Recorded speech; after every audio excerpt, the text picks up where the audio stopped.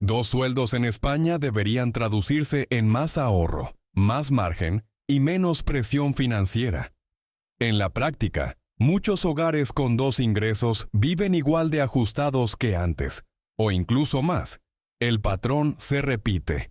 El ahorro es irregular, la cuenta llega justa a fin de mes, y cualquier gasto fuera de lo habitual termina en tarjeta, pagos fraccionados o en vaciar un supuesto colchón, que nunca se reconstruye del todo. La trampa no es tener dos ingresos. La trampa es convertir el segundo sueldo en gasto fijo. Mucha gente cree que hace lo correcto porque paga a tiempo, no tiene impagos y mantiene un nivel de vida que considera razonable. El error es confundir estabilidad operativa con solvencia financiera. Estabilidad operativa es pagar las facturas cada mes. Solvencia es poder absorber imprevistos y seguir avanzando sin depender de que ambos sueldos entren puntualmente y de que no haya meses complicados. Un ejemplo realista ayuda. Pareja con dos salarios netos de 1.600 euros cada uno. 3.200 euros al mes. Alquiler 1.200 euros. Suministros 200 euros. Comida 450 euros. Transporte 300 euros. Seguros 120 euros. Suscripciones 40 euros. Ocio 250 euros. Imprevistos promedio 200 euros. Total, 2.760 euros. En papel sobran 440 euros. En la vida real, ese margen suele ser menor porque hay gastos previsibles que no se presupuestan bien. Mantenimiento del coche prorrateado, 50 a 100 euros. Salud, dentista, gafas, copagos, ropa, regalos, trámites, pequeñas reparaciones del hogar, algún viaje repartido en varios meses. El margen real se mueve a menudo entre 50 y 150 euros, y algunos meses directamente es negativo. En ese punto, el ahorro deja de ser una acción planificada y pasa a ser un residuo. El problema se vuelve estructural cuando decisiones grandes se toman bajo la lógica de entre los dos podemos. Subir el alquiler 300 a 400 euros por mudarse a una zona mejor. Asumir una cuota de coche de 250 a 350 euros. O añadir cuotas recurrentes de servicios y financiación. Estas decisiones no solo suben el gasto, lo vuelven rígido. Y la rigidez es el enemigo principal cuando aparece algo normal, no excepcional. Una baja médica, un paro temporal, una reducción de horas, una subida del alquiler al renovar, o un mes con varios gastos juntos. Aquí no voy a darte el plan completo todavía. Lo importante es entender el punto central. Dos ingresos aumentan el potencial, pero también aumentan la fragilidad si el gasto fijo crece al mismo ritmo. Si el hogar necesita dos sueldos para sostener lo esencial, la pregunta no es si ganas suficiente. La pregunta es si tu estructura te permite acumular capital o solo sostener obligaciones cada vez más caras. La trampa de los dos ingresos se entiende mejor cuando miras la combinación de estructura de gastos, comportamiento y ausencia de un sistema estable. Con dos sueldos, el hogar suele pasar de una lógica de supervivencia a una lógica de optimización del estilo de vida. El problema es que esa optimización se materializa, casi siempre, en compromisos mensuales difíciles de reducir. En España, vivienda y transporte concentran buena parte del presupuesto, y cualquier mejora ahí suele ser rígida. No puedes bajar el alquiler un 20% durante 3 meses para compensar un bache, ni puedes pausar una cuota de coche sin consecuencias. A nivel de comportamiento, el segundo sueldo cambia el umbral de dolor. Cuando un hogar tiene un solo ingreso, cada gasto fijo se discute porque se siente el riesgo. Con dos ingresos, la percepción de seguridad aumenta y la toma de decisiones se hace por capacidad de pago mensual, no por impacto sobre el ahorro estructural. Se pasa de ¿podemos permitirnos esto? a sí, porque se paga. Esa diferencia es crítica. Pagar no es lo mismo que construir margen. Un escenario típico: pareja con 3.200 euros netos. Antes alquilaban por 900 euros y podían ahorrar 350 euros al mes de forma irregular. Cuando sube el ingreso total o mejora la estabilidad, se mudan a 1.250 euros y contratan un coche de 300 euros al mes, porque toca para el trabajo o por comodidad. Esa sola decisión añade 650 euros al gasto fijo. Si su capacidad real de ahorro era 350 euros, la han eliminado y además han creado dependencia. Ahora necesitan que ambos sueldos entren para sostener el mínimo. En meses buenos no parece un problema. En meses con imprevistos aparece el patrón, tarjeta, financiación al consumo o dejar de ahorrar solo este mes, que en la práctica se repite. Otro escenario frecuente es el de ingresos variables. Uno de los dos es autónomo o tiene comisiones. El hogar calcula su vida con el mes alto y convierte ese pico en normalidad. Si un mes entran 3.800 euros en lugar de 3.200 euros, se eleva gasto variable, ocio, viajes, compras, o se adquieren cuotas pensando que la media será similar. Cuando el ingreso vuelve a 3.200 euros, o baja a 2.900 euros, el ajuste no se hace con planificación, sino con deuda o con recortes desordenados. El problema no es la variabilidad, es tratar la variabilidad como si fuera fija. Por eso las recomendaciones estándar fallan. Gasta menos no sirve si el gasto está anclado en partidas rígidas. Haz un presupuesto. No sirve si el ahorro es residual y se decide al final del mes. Aumenta ingresos, no resuelve nada. Si cada subida se transforma en más compromisos, sin un sistema que primero asegure margen, contingencias y ahorro automático, el segundo sueldo no actúa como palanca de acumulación, actúa como soporte para un nivel de gasto que se ajusta hacia arriba y rara vez hacia abajo. Los errores que alimentan la trampa de los dos ingresos suelen ser predecibles. El primero es elevar el gasto fijo usando el segundo sueldo como justificación. Subir alquiler, añadir financiación de coche, contratar servicios recurrentes o asumir cuotas sin haber consolidado un colchón convierte el presupuesto en rígido. Mientras todo va bien, parece normal. El coste aparece cuando hay un mes malo. El gasto fijo no baja y el margen desaparece. Entonces la solución típica es deuda de corto plazo, y eso degrada el plan a largo plazo. El segundo error es evaluar decisiones por cuota mensual y no por impacto sobre el patrimonio neto. Si una pareja con 3.200 euros netos puede pagar 300 euros de coche, puede hacerlo en términos de flujo mensual, pero quizá no puede permitírselo en términos de acumulación. Si con ello reduce el ahorro de 350 euros a 50 euros. Eso no es un detalle. Es la diferencia entre construir capital o quedar en punto muerto durante años. El tercer error es dejar el ahorro para el final. El ahorro residual tiende a ser inestable, compite con gastos variables, con imprevistos y con la presión de mantener el nivel de vida. Si el ahorro no se automatiza y no se protege, lo más probable es que se reduzca a cero con el tiempo, incluso con ingresos altos. El cuarto error es operar sin un fondo de emergencia real. Muchas familias dicen tener algo guardado, pero si ese algo no cubre 3 a 6 meses de gasto esencial, cualquier interrupción de ingresos se convierte en crisis. En un hogar con gasto esencial de 2.100 euros al mes, un fondo mínimo razonable sería 6.300 a 12.600 euros. Sin eso, un despido o una baja de 3 meses casi obliga a endeudarse.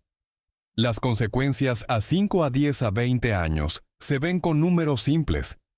Imagina 2 hogares con el mismo ingreso, 3.200 euros netos. Hogar A mantiene un ahorro estructural de 400 euros por mes. Hogar B, por elevar compromisos, ahorra 0. A 5 años, la diferencia solo por aportación es 400 por 60. igual a 24,000 euros. A 10 años, 48,000 euros. A 20 años, 96,000 euros. Si además ese ahorro se invierte de forma diversificada a largo plazo, con una rentabilidad media moderada, la brecha aumenta por capitalización. No hace falta prometer cifras concretas. Basta entender que el tiempo convierte una diferencia mensual relativamente pequeña en una diferencia patrimonial grande. Ahora añade el coste de la deuda. Si Hogar B no solo no ahorra, sino que acumula 4,000 a 8,000 euros en financiación al consumo, con tipos altos y la renueva cada pocos años, paga intereses y reduce margen futuro. El resultado típico tras una década no es pobreza, sino estancamiento. Ingresos razonables, vida operativa estable y patrimonio neto cercano a cero. La conclusión es directa. El problema no es el ingreso, es la estructura y el orden de decisiones. 2 sueldos pueden ser una ventaja enorme, pero solo si el segundo sueldo se convierte en margen, colchón y acumulación, no en obligaciones permanentes. La salida práctica de la trampa no es un recorte agresivo ni ganar más. Es rediseñar el sistema para que el segundo sueldo deje de financiar rigidez y pase a financiar resiliencia y acumulación. La mecánica se basa en 3 capas: estabilidad, protección y construcción. Primero, define tu gasto esencial real. No es lo que gastas, sino lo que necesitas para mantener el hogar funcionando sin lujos. Vivienda, suministros, alimentación básica, transporte necesario, seguros y cuotas inevitables. Si tu hogar ingresa 3,200 euros y el gasto esencial es 2,100 euros, ya sabes que hay 1,100 euros que no son imprescindibles. Eso no significa que debas eliminarlos. Significa que tienes margen para decidir con orden. Segundo, construye un fondo de emergencia antes de subir compromisos. Un objetivo razonable son 3 a 6 meses de gasto esencial. Con 2,100 euros de gasto esencial, hablamos de 6,300 a 12,600 euros. La clave es que este fondo esté en un lugar separado y líquido, cuenta remunerada o cuenta de ahorro disponible, y que se alimente automáticamente. Si puedes aportar 500 euros por mes, tardas 13 meses en llegar a 6,500 euros. Si aportas 700 euros por mes, en 9 meses, no es inmediato, pero es medible y reduce la probabilidad de endeudamiento ante cualquier bache. Tercero, convierte el ahorro en un pago fijo hacia ti mismo, no en un residuo. Esto se hace con automatización y con separación de cuentas. El día después de cobrar, una transferencia automática. Una parte al fondo de emergencia, hasta completarlo, y otra a inversión a largo plazo, si ya tienes el fondo básico. Un ejemplo realista. 10% del ingreso neto del hogar como mínimo. Con 3,200 euros, serían 320 euros por mes. Si puedes llegar a 15%, 480 euros, mejor. La idea no es la cifra perfecta, es que sea constante y que no dependa del mes. Cuarto, establece una regla para decisiones grandes. Ninguna mejora de vivienda, coche o cuotas recurrentes si reduce tu ahorro estructural por debajo de un umbral. Un umbral práctico es mantener al menos 10 a 15% de ahorro automático y que el fondo de emergencia no se use para consumo.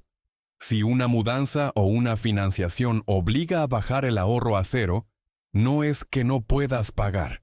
Es que estás comprando rigidez con tu capacidad de acumular. ¿Por qué esto es estable y no arriesgado? Porque no depende de predecir el mercado ni de acertar inversiones. Depende de controlar lo que sí controlas: gastos fijos, colchón y automatización. Reduce la necesidad de deuda, y la deuda es uno de los factores que más destruye patrimonio a largo plazo. La inversión viene después, como extensión lógica de un sistema sólido, no como sustituto de la disciplina estructural. Si quieres salir de la trampa de los 2 ingresos, la meta no es gastar menos de forma difusa. La meta es que tu hogar funcione con una arquitectura en la que el segundo sueldo aumente el margen y el patrimonio neto, no el nivel de obligaciones. La forma más clara de organizarlo es tratar tus finanzas como un sistema con reglas simples y medibles. La estructura completa se puede resumir en 4 decisiones operativas. Primero, calcula el gasto esencial del hogar y sepáralo mentalmente del gasto variable.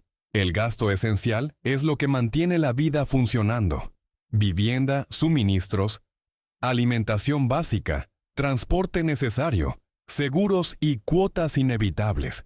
Esto te permite ver rápidamente si tu hogar es flexible o rígido. Si tu gasto esencial se acerca demasiado al ingreso total, no tienes margen real aunque pagues todo. Segundo, define un objetivo de protección. Fondo de emergencia de 3 a 6 meses del gasto esencial. Si tu gasto esencial es 2.100 euros al mes, el rango es 6.300 a 12.600 euros. La regla es que este fondo no se usa para consumo planificado. Se usa para interrupciones de ingresos o gastos inevitables. Su función es reducir la probabilidad de deuda cuando el mes sale mal. Tercero, automatiza el ahorro como una salida fija el día posterior a la nómina. Si tu hogar ingresa 3.200 euros, un punto de partida razonable es 10%, 320 euros. Y, si es viable, 15%, 480 euros.